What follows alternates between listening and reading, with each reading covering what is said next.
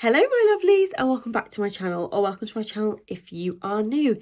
It's been a while, but I am back with a brand new series which is inspired by the one and only Bailey Sarian, and it is Glam, Guilt and Cold Cases. This is where I get glam and we talk about the most strangest, darkest and haunting stories from true crime and history.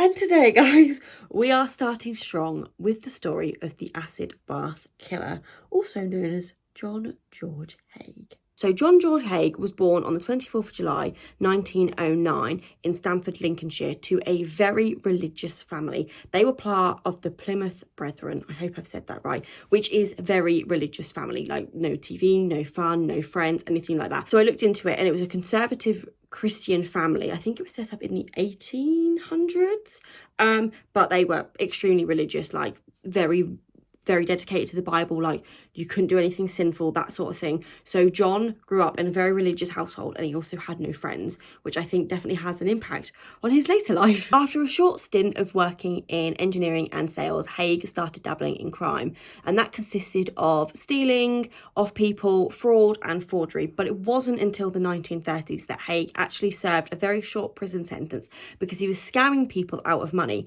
So this is around World War II. So World War II is now starting and Haigh is already building his life of lies. This next bit is literally straight out of a horror film, because while Haigh was in prison, he had the brilliant idea of, what if I start killing people and get rid of the body?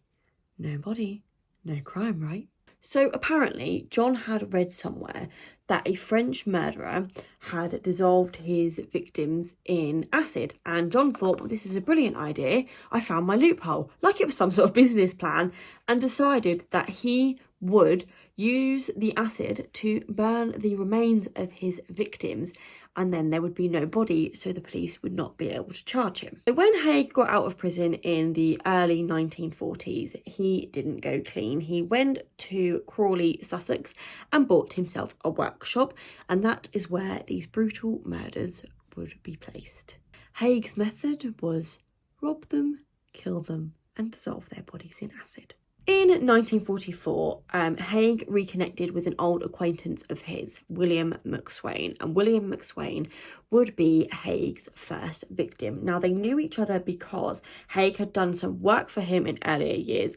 William worked in engineering, and he also owned some amusement machines.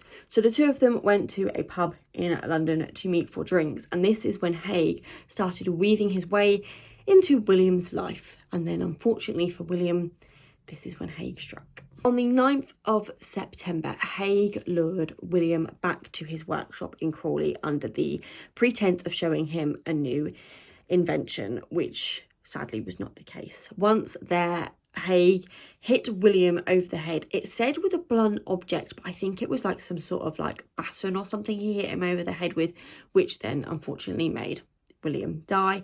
He then got his body, this is the grim bit, into a 40-gallon, like, big sort of, like, tub, not a tub, what's the word I'm trying to use? Like, a big metal drum, filled it with concentrated acid, and then dumped William's body in there.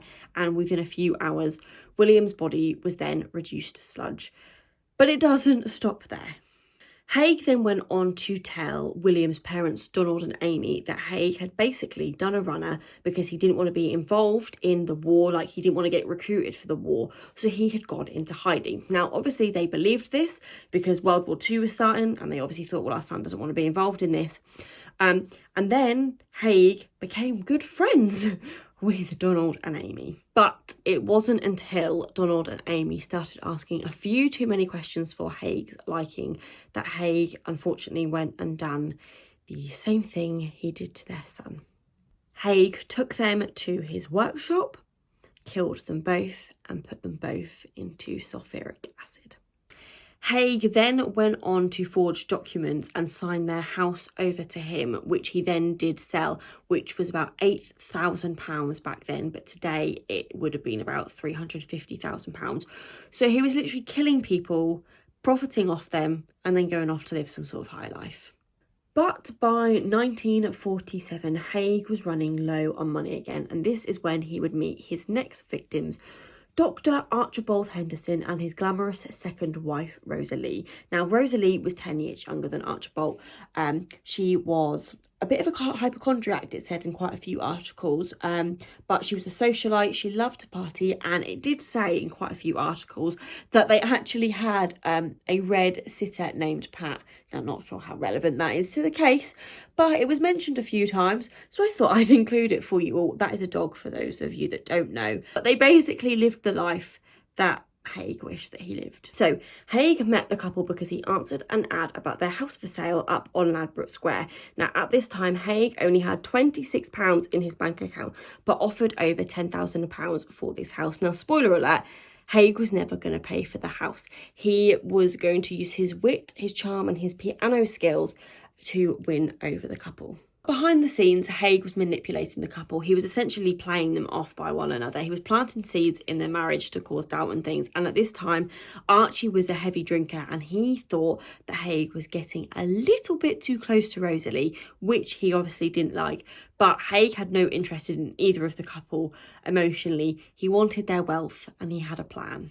This now brings us to early 1948, when Haigh lured Dr. Henderson back to his workshop in Crawley under the device to show him something. When he arrived there, Haigh shot him in the head with his own gun, which was an Enfield service revolver. Like, if you're going to kill a man, don't use his own gun. This was a gun that Haigh had previously stolen from the house at this point. Haigh then called Rosalie and told him that she needed to get to the workshop immediately because Archie had actually taken ill and it was some kind of emergency. So obviously Rosalie is like, shit, gets down to the workshop as quick as she can, only to, when she arrives, gets shot in the head with the same gun. With the same gun that has just murdered her husband. And then, obviously, Haigh does his little ritual. Haigh then proceeded to dissolve the couple's body in acid, and then he forged their signatures on a lot of documents, and then to take their assets, basically. He then sold their house and their car, and then came up with this elaborate story that the couple had to disappear off to South Africa because Archibald had got himself caught up in an illegal abortion that had gone wrong.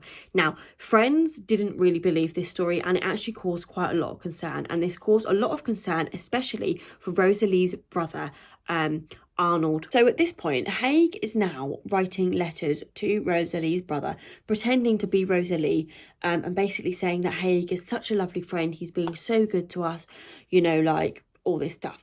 So Arnold is still a bit up and down, and he actually like gets to know Haigh and they meet a little bit. Well, as they're meeting, Arnold sees Rosalie's address book in Haigh's car and doesn't say anything and just brushes it off and thinks, oh no, it's fine because Haigh's this really good guy.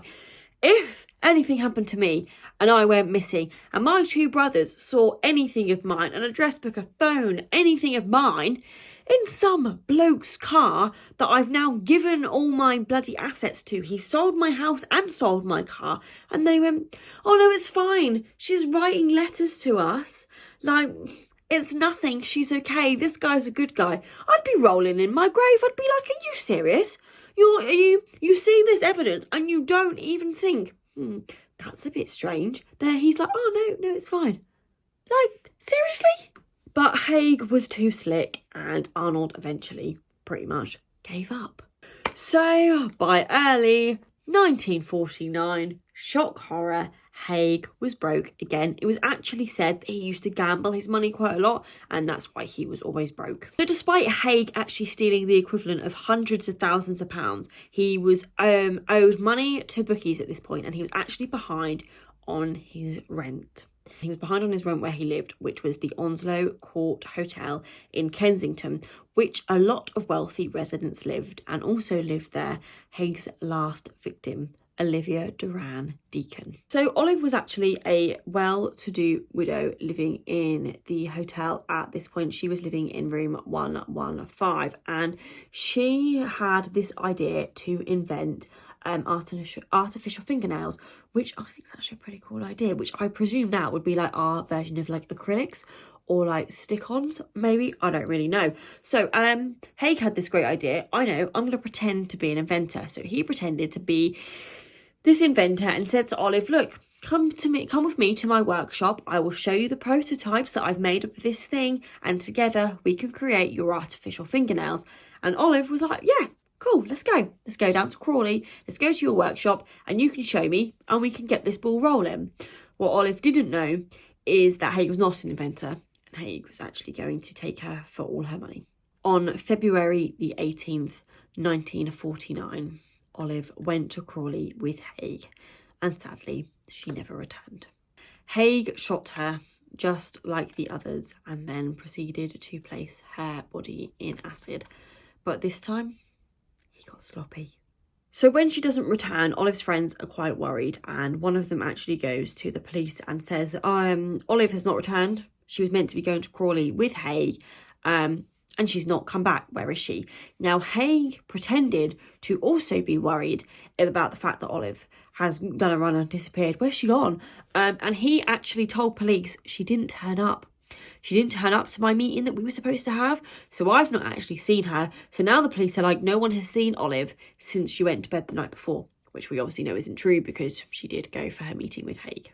So Haigh had actually gone and pawned all of Olive's jewellery, and it wasn't until the guy that works in the pawn shop identified Haigh as the guy that brought in Olive's jewellery that had all been pawned, and he was like, no, he brought this jewellery in. And that is when police did quickly discover that Haigh was the last person to see Olive alive, so they did in fact bring him in for questioning. So police go to investigate Haigh's workshop, and this is where they make a grim discovery. They find human gallstones because Haigh didn't realise that Olivia had gallstones, so didn't leave her in the acid for long enough for those to dissolve. Her false teeth, and actually they found like the sludge of her that was left behind. So obviously they arrested Haigh, and he confessed within days. But he didn't just confess to Olivia's murder, he confessed to all. He confessed to killing the McSwains, William, Donald and Amy, and also confessed to killing the Hendersons, Archibald and Rosalie, and then obviously Olive. But there is another thing. Another thing that he told the police. He goes, I drank their blood. Sorry? You did what? He drank their blood. He said before he put them in the acid, he slit them. He made incisions into their neck and drank their blood. So after confessing to all of this, Haigh turns around quite smugly and says to the police, but you can't arrest me. No body, no crime. This is where you are wrong, sunshine. That's not what the police said, and they basically said, we can arrest you whether there is no body or not. Haigh then goes into some sort of panic and then says, you can't arrest me. You can't arrest me. You can't charge me with murder if I'm insane, like if I plead insanity. And the policeman's like, right, but you're not insane. And Haigh's like, no, I am. Where do I go if I'm insane? And the policeman then proceeds to tell him that you go to Broadmoor, if you are insane. And Haigh asks the policeman, do many people get out? So it's like he's planning, he's thinking, it's fine. I won't go to prison because I'm going to plead insanity. I'm going to go to Broadmoor and then I'm going to get out of Broadmoor. Unfortunately, this was then not the case for Haigh. Haigh's trial began on the 19th of July, 1949, and he was charged with the murder of Mrs. Oliver Duran Deacon, which he pled not guilty to because he pled insanity. So the court used Macnaghten's rule, which was taken from a legal test in 1843, where a man, Daniel Macnaghten, actually was trying to kill the Prime Minister but actually shot the wrong guy. And he was charged not guilty because of insanity, because he didn't really know what he was doing. And the court still use this rule today to see if people, plead insanity, I suppose. So to be legally insane, the defendant has to not understand, what they are doing, or what they don't see that what they're doing is wrong, basically. Haig's psychiatrist, Dr. Henry Yellowleaves, testified that Haigh suffered from paranoia and these delusions where he believed he was some sort of higher power. Now, Haigh spoke about God, crucifix, symbols, forest and trees, that sort of thing. But the prosecution shut it down. Haigh planned his murders carefully. He destroyed evidence and he was profiting from all his murders. So he knew exactly what he was doing. But the jury didn't buy his insanity plea, and on the 10th of August 1949, John George Haigh was executed by hanging at Wandsworth Prison, and he was 40 years old. He was buried within the prison grounds, which means he got a grave, which is something he didn't give any of his victims. He was a con man and a killer, and a man that thought he could outwit the world with his acid and charm. And that, my lovelies, was the horrifying case of John George Haigh, the acid bath killer. Now, did you know about this case before you watched this video? Because I didn't until I started researching it. And let me tell you, when I was researching it, it was a very interesting case to research. I was like, this man. But this case just sets the scene for what this series of glam, guilt and cold cases is going to be. So if you have any cold cases or true crimes you would like me to talk about while we get glam together, then please leave it down in the comments below. Do not forget to like and subscribe, and 100% hit that bell so you can be notified every time we post a new glam, guilt and cold cases video. Thank you so much for watching. Stay safe, stay curious, and I'll see you next time. Bye.